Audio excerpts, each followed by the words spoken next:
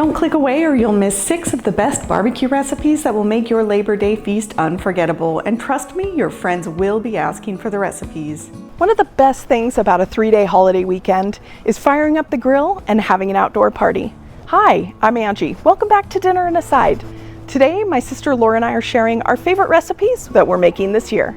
On the menu is spicy watermelon, a delicious potato salad, firecracker chicken, and that's not all. We'd love it if you'd watch them all, but if you need to, you can open the description and click right to the one you want. We're gonna start out our Labor Day menu with a cool and refreshing watermelon, but we're spicing it up. These spicy watermelon wedges are gonna steal the show at your cookout. And trust me, once you try this, you're never gonna go back to plain wedges again. Start with a mini seedless watermelon. You wanna slice it into thick 1-inch slices, then cut each slice into wedges like a pizza. In a bowl, we're mixing chopped cilantro, jalapeno. Okay, hold on just a minute. Let's talk about the jalapeno. You can keep the seeds in for that extra kick of heat, but I'm not sure that many of your guests will thank you for it. Which do you prefer, seeds in or seeds out? Hit the thumbs up if you're leaving the seeds in. Now back to the sauce. We still need the lime juice and zest, a little olive oil, and honey. This sauce is bright, it's sweet, and it's got just enough kick to keep things interesting. Lay out those watermelon wedges on a platter and spoon that dressing right over the top. Then sprinkle on some Maldon flake salt, and if you want a little more kick, go in with a pinch of red chili flakes. You might think that sweet is the only thing watermelon should do, but after this, you're gonna be all in on the spicy and salty too. It's the perfect appetizer to start your party off on the right foot. You've got to try these amazing little shrimp rolls. You can use any shrimp you want for this, or get fancy and use some crab or lobster if you want. Start by chopping the shrimp into smaller pieces. Melt some butter in a pan, and once it's melted, add the shrimp and cook it for about 2 minutes until it's no longer translucent. In a bowl, mix the mayo, lemon juice, lemon zest, dill, chives, and garlic. Time to get this all mixed up. We've got our sauce. We're just gonna add the shrimp, the celery, red onion if you're using it. I'm not because I'm cooking for somebody who doesn't like onion, and then some salt and pepper. Mix that all up. It looks really great, and you can really smell the lemon, which is really nice. So I really like that lemon zest in there. It kicks it up a lot. All right, while the shrimp is chilling, I'm just gonna cut up these rolls. Now I am using Hawaiian savory rolls. You can use the sweet ones if you like, but I don't like the sweet flavor, so I like to use the savory ones. Just get a sharp knife and you just wanna cut the center piece, little chunk out of the center of these rolls so that you can fit the shrimp right inside. Once they're all cut, you can toast them for a few minutes. Brush some softened or melted butter on the buns. Now we can fill each bun with the shrimp. These shrimp rolls are my new obsession. The shrimp is so tender and the filling is super creamy. They're delicious. But don't be shellfish. Share the shrimp rolls, or just hide a few for later. You always need great salads to go with your superstar main dishes. Today we've got an amazing twist on a classic. I'm making a side dish that's basically potato salad in party mode. Jalapeno popper potato salad. It's creamy, spicy, cheesy, and yes, there's bacon. Start by giving your potatoes a good scrub. We're using russets today. Drop them in a pot of cold water, bring it to a boil, and let them cook for around 20 minutes or until they're fork tender. Once they're cool enough to handle, peel and cube them. Well, now that we've done all of the prep, we're ready for the good stuff. So grab a great big bowl. You want to have lots of room to mix up your salad. We're going to add in the cream cheese. Make sure it's softened. It's going to stir up so much better that way. Sour cream. And the mayonnaise. Boy, this sauce is going to be great. Once the sauce is combined and smooth, add the cheddar cheese, chopped bacon, green onion, diced pickled jalapeno, and 1 fresh jalapeno just for a little kick. A tablespoon of dry ranch seasoning, salt and pepper, and then just stir it until it's smooth and creamy. Now you can toss in your cubed potatoes and gently fold everything together. We want everything coated, not mashed. Oh, it's coming together great. There's so many flavors in here. I can't wait to give it a try. Okay, you need to make sure and taste it. You want to adjust your seasoning if it needs it. This is amazing. All right, well, there you go. Your new favorite barbecue side dish is ready. I've been making this all season, and I hope you love it as much as I do. Okay, let's light up this party. I'm talking firecracker chicken sandwiches. These little guys are so good, everyone will still remember them next year. I'm cooking them in the crock pot today. It's super easy, it frees up your time, and it frees up your stove, which is great if you're having a party. If you want to cook these in the oven, you'll find the recipe in the description, and that will have both sets of cooking directions. In goes your sweet and spicy barbecue sauce, sweet chili sauce, chili crunch, which is the real star of the show here, soy sauce, and a little honey.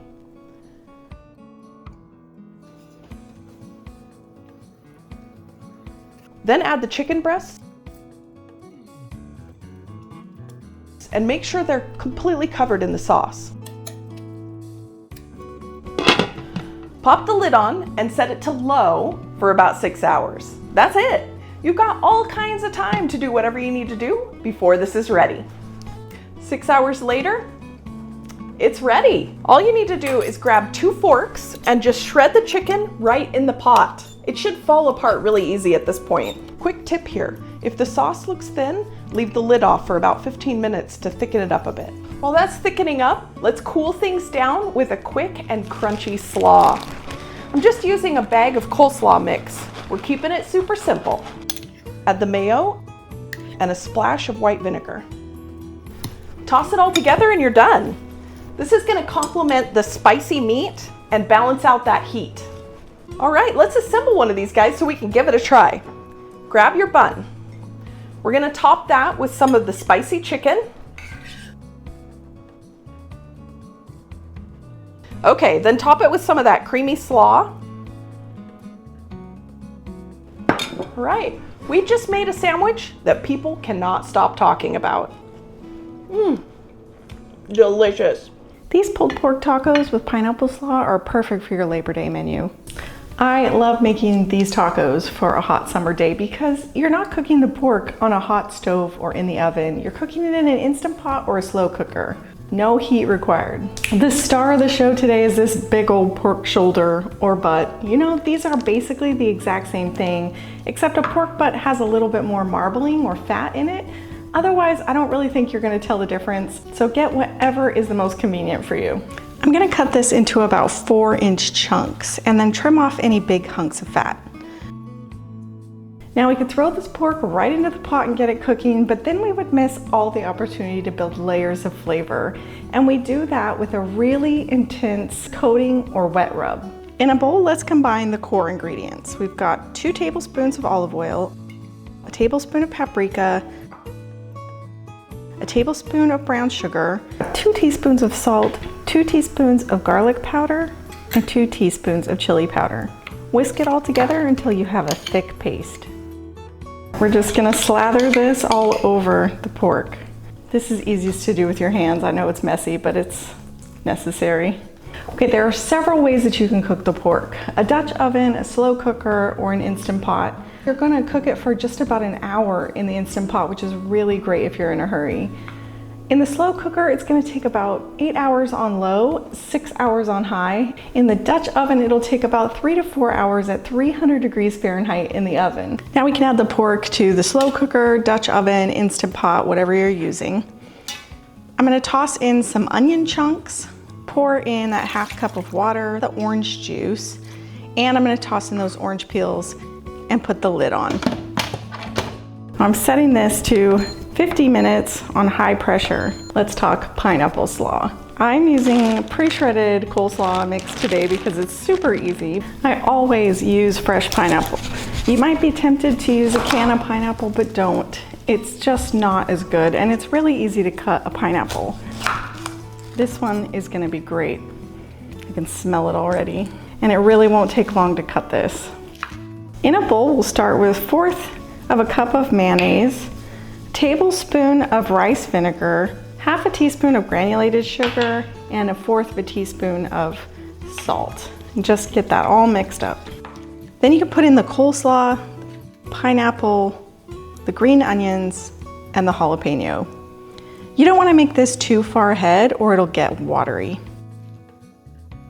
When the pork's done, it'll basically shred itself. Let's see what we've got here.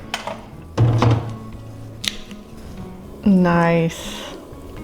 That's perfect. Look how it just falls apart. I'm just gonna make a little taco and see how we did here. Pile on that juicy pulled pork, top it with that pineapple slaw, and finish with a sprinkle of cilantro.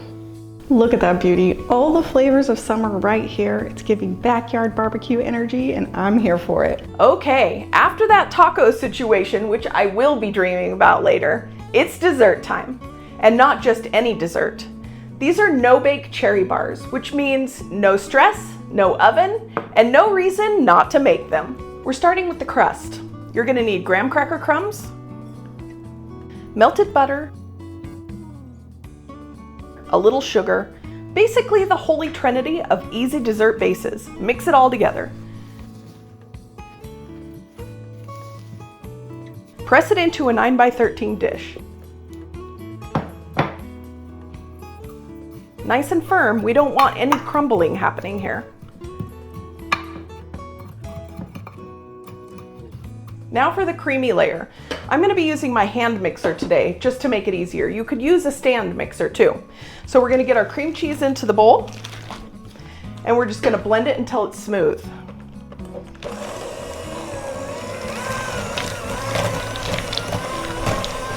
Then add the powdered sugar and vanilla and give it another mix.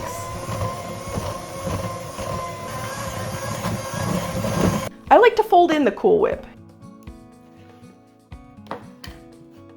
Yes, 2 whole containers.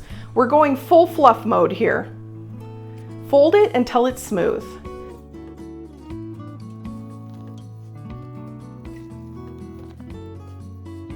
Then spread that dreamy mixture over your crust.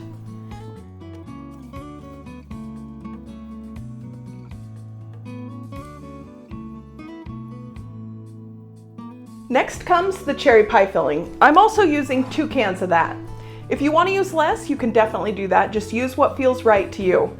Just think of the possibilities here. You could change out cherry for blueberry or apple and make this dessert completely new every time. Be gentle here. Just spoon it on top without mixing it into the cream layer. We want layers here, pretty ones.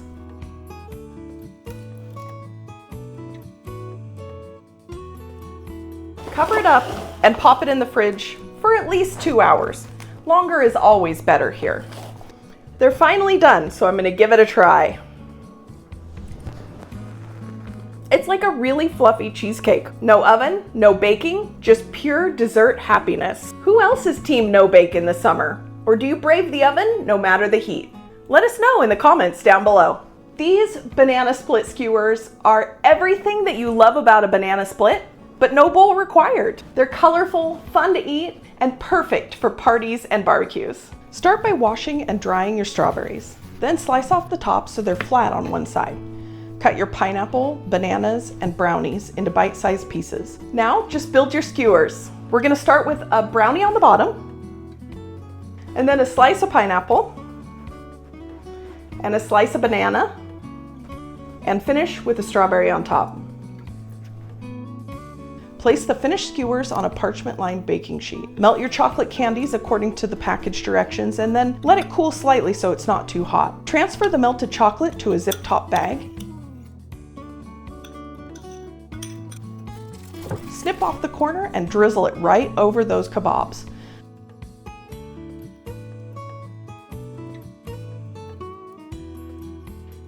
Before the chocolate sets, sprinkle the kebabs with chopped peanuts for that classic banana split crunch. Once they're made, you can just store them in the fridge until you're ready to serve them. Just try not to eat them all before they hit the table.